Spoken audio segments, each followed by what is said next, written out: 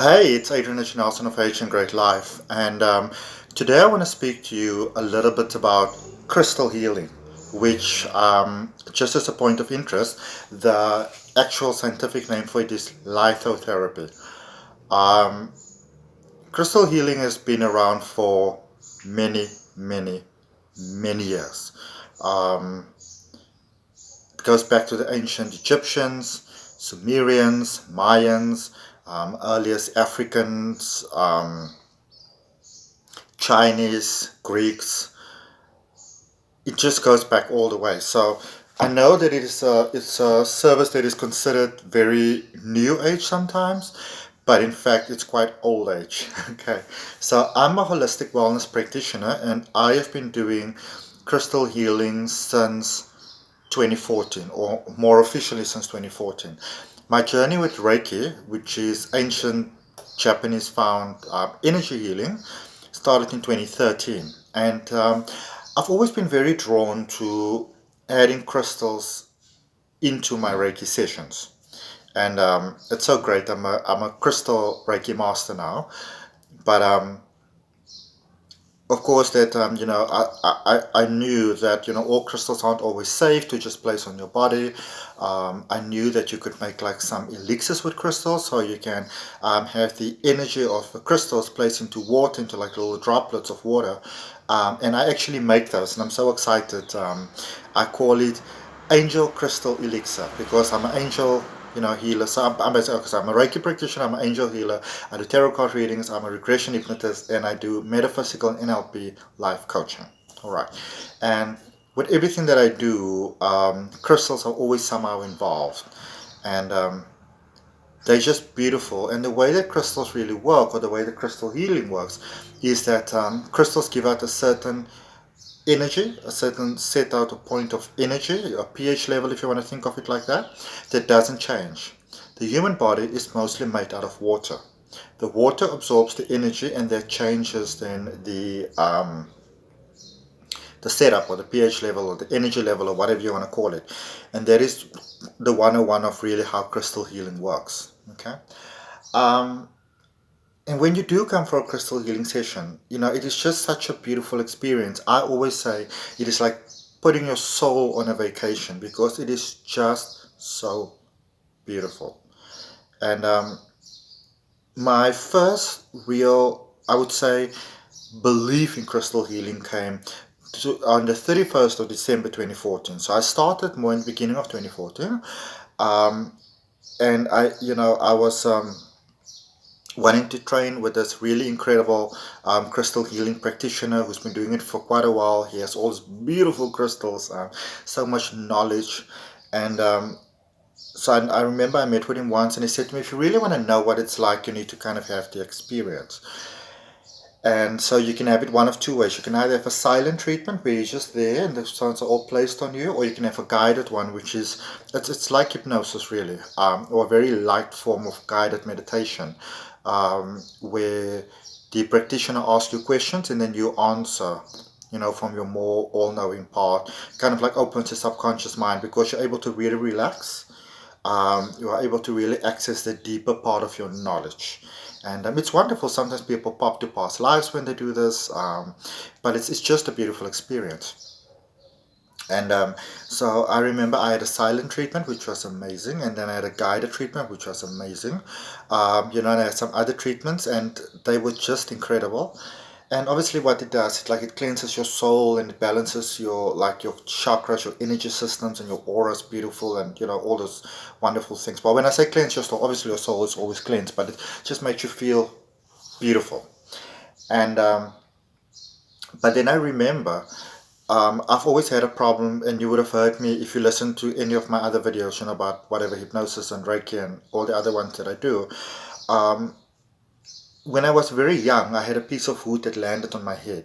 We were offloading a truck of wood, and I was playful because I can get bored sometimes. And the piece of wood landed on my head, and so my head is completely unscathed by it, completely unscathed, but I hurt my lower back. And then all throughout my life, I would have problems with my lower back from time to time.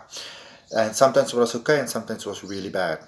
And then so this one time, I went cherry picking with my wonderful cousin, who's very energetic and very alive. And she's like a runner, and we went, and then I was up this ladder. I never knew where and how cherries grow, but I never imagined it's in the tree. I imagined it was something on the ground, like strawberries or something.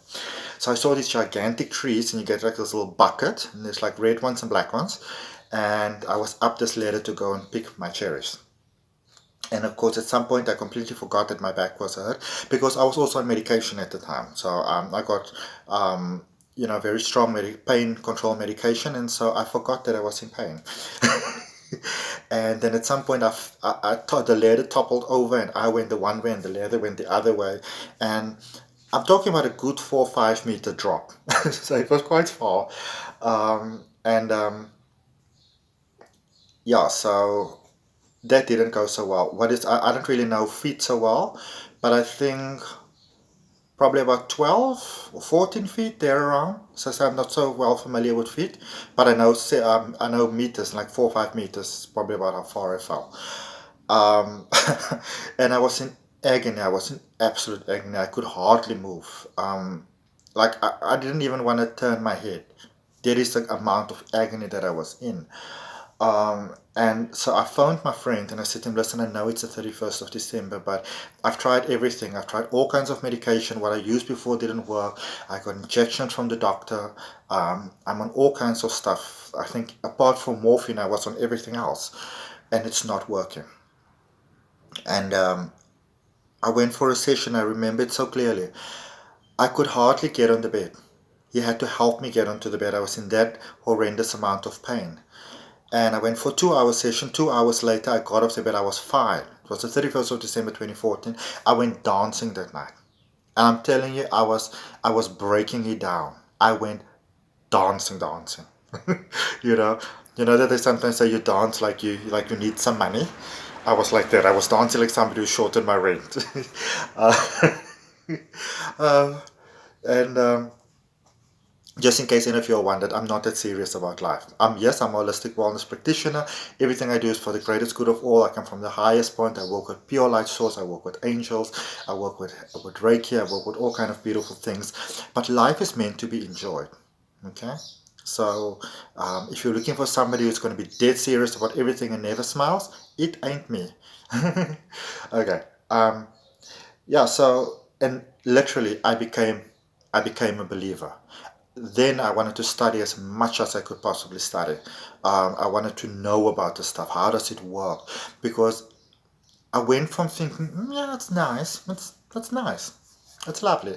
Um, to going that there must really be something there because I have never ever had a problem with my back ever again since then. And crystal healing works the way that all the practices I do work. So the same approach that I have to Reiki or regression hypnosis or whatever really. It is instead of looking at the problem that you have now, because there is a consequence, a manifestation, literally, to a mind pattern, a belief, something that originated somewhere else. So when you go and look at where this originated, where did this pattern start? When you go look at that and you change that, you put light in there, you put love in there, you get the understanding behind it. Like even especially in hypnosis, you rectify the misunderstanding, so to speak, or the negative belief that has been set in there. Then the consequence by default goes away because it's no longer required. In fact, it doesn't make sense. And there is a beautiful thing for me about crystal healing specifically. And then, of course, with crystal healing, you will have that you come for a session. You can come for a 1 hour session or 1.5, but I prefer the 2 hour sessions. And the reason why I prefer a 2 hour session is just because, and if the doggies do decide to bark now, please excuse that. I've got these two beautiful Cocker Spaniels. Well, not mine, they're my friends, but they're hyperactive. But they're so gorgeous. They're so gorgeous. In fact, if I may slightly deviate from crystal healing, they were going quite crazy when I started looking after them almost 2 weeks ago. And in Reiki, I also do animal Reiki, and I gave them like 15-minute animal Reiki session, they're so calm. Like they're so calm. They're so beautifully calm. Whereas before they would have gone crazy. So um, with crystals, first of all, you're welcome for a crystal healing session. Um, and then you can either just come. What normally happens is that for the gentleman, it's not necessary, but preferable that you are bare chested, or you can wear like for example, I'm wearing a white cotton natural shirt, so you can wear that as well. If you prefer to rather be covered up, so you put a layer of crystals, and then all crystals are not safe to get in contact with your skin, for example, or it's not preferable. So also, even though I'm telling you this, I would also like to ask you to please be mindful. Don't just go and buy any crystals and just place them all over yourself, and all things like that, because remember, these are minerals, and not all minerals are necessarily good for you. Okay. So first layer is placed, and then you put, like, normally, like, depending on the season, it'll either be like a nice towel or like a little blanket or just a cotton sheet, and then put like a second layer of crystals over there. And normally then I would put like this beautiful green crystal called peridot. They could like peridot over there because it beautifully locks in the energy. Okay, so you will see that crystals have different shapes sometimes. Like, for example, this is a natural shape, but they can have very beautiful shapes sometimes, and you can also sometimes manufacture those shapes, mechanically. But it is about actually directing the energy in certain ways. And of course, I kind of, go into my higher self mode. So I connect with my higher self, connect with your heart, your soul, your mind, your body, to follow also guidance, what it is that, where are we going to go next with the session. And as I said, then sometimes it can be a silent treatment, or sometimes you can be speaking. And something else I also love to do, if I normally have time, and this is why a 2-hour session is so nice, is I don't have them with me now, but you've got this beautiful selenite wands, and selenite looks almost like ice. And it's literally a crystal. If you put it in water, it will actually dissolve.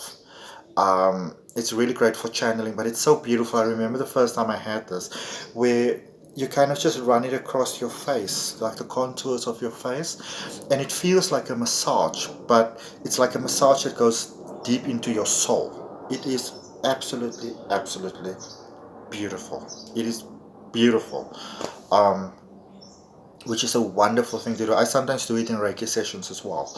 I work quite intuitively, really. Um, but so that is really amazing. And then the wonderful thing is the same way you can get crystals to kind of make you more calm, make you more confident, make you more motivated, whatever the case may be. Sometimes we will release, sometimes you may have entities that is not, so positive, or belief systems that are not so positive, that can be removed. You do something called DNA activation, which is just really kind of like unlocking your potential. Cord cutting, again, letting go of things that don't serve you in a positive way. Um, so yeah, I will go intuitively and see what it is that it needs to be, that's going to be in your greatest interest and benefit during the sessions. And then, of course, with crystal elixir, the way the crystal elixir basically works is that, as I said, that crystal energy can be captured in water. So sometimes you'll put the crystals inside the water, sometimes you'll put them on the outside of the container that you're using to create them. I like to do mine very in tune with the universe in an almost astrological way. So it gets enough sun. I like it to get a nice moon bathe. Um, so everything I make won't always be available because I make them. I want it to serve you for the greatest good of all. Okay, and then what you'll really do is you'll have like a little dropper bottle, and then just in your normal drinking water, you will drop like maybe 7 drops of water, or 7 drops of elixir, into your like a liter or 2 liters of drinking water maybe throughout the day. Maybe some in your bath water.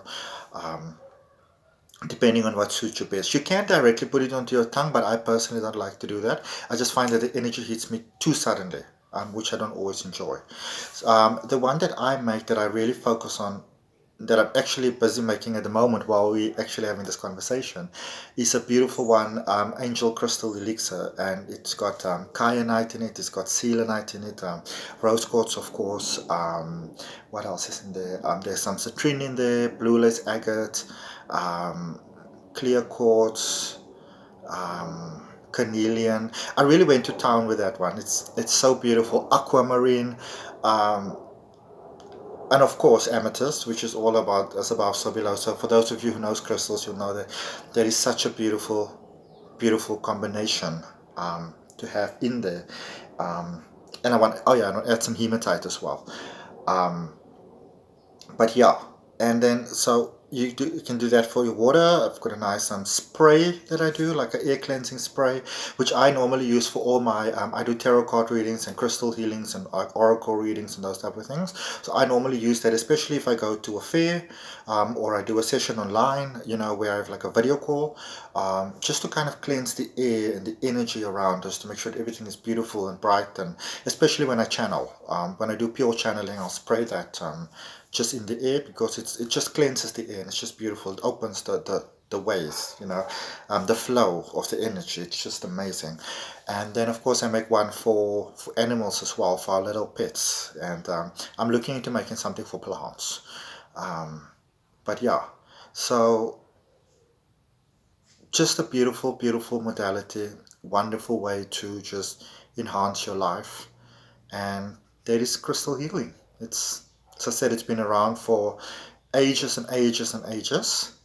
And same as everything else, I would always say, speak to your medical doctor, for example, if you're going to get these kind of treatments, these holistic treatments, that the medical and the holistic side can work together.